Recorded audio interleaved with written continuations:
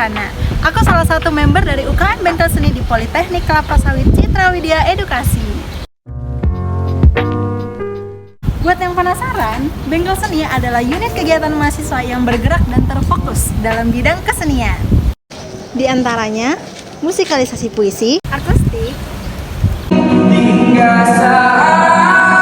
teater, akapela, dan juga tari.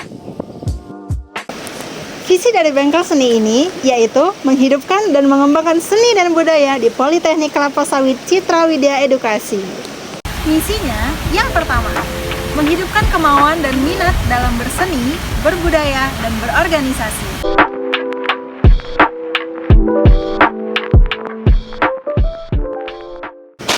Yang kedua, mengembangkan bakat dan kreativitas mahasiswa serta meningkatkan nilai seni dan budaya Politeknik Kelapa Sawit Citra Widya Edukasi. Yang ketiga, mengapresiasikan kesenian dan budaya dalam kegiatan-kegiatan yang positif.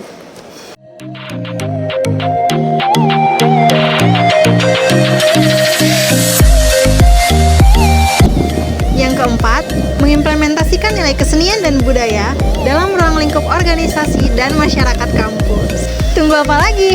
Ayo join bersama kami di UKM Bengkel Seni Politeknik Citra Widya Edukasi. Saya kayaknya orang adalah seniman. Bengkel Seni.